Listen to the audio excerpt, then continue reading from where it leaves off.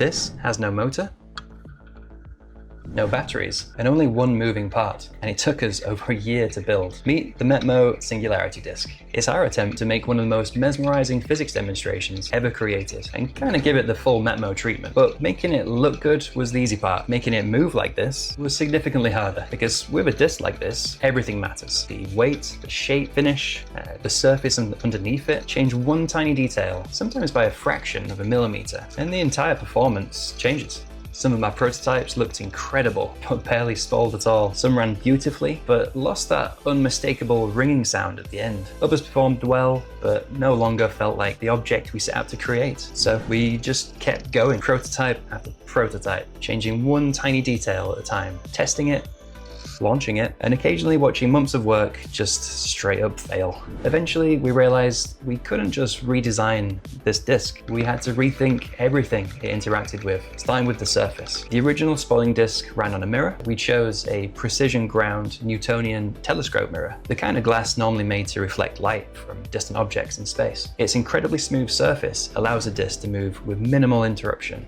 while its subtle curvature helps guide it back towards the center. Then there was the disc itself. Although technically it isn't actually a disc anymore, it's actually a conical frustum.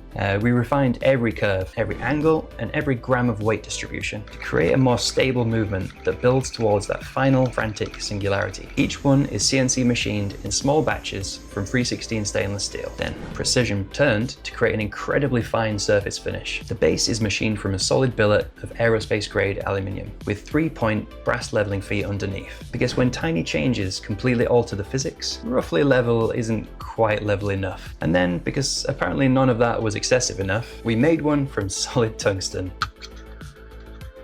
It's smaller and far heavier than it has any right to be, and deeply satisfying to hold. But the moment that made all the failed prototypes worthwhile was hearing this, the slow movement, the rising pitch, and then when it gets to it, the increasingly frantic wobble, until everything collapses into one final ringing crescendo, which we call the Singularity. It looks like a desk toy, but this simple movement has inspired decades of scientific research, and physicists are still debating parts of how it works now. That contradiction is exactly why we fell in love with it. It's mathematics you can hold, it's physics you can hear, and engineering you'll find yourself launching again and again and again. So that's how a physics demonstration from the late 1980s became the Metmo Singularity Disc.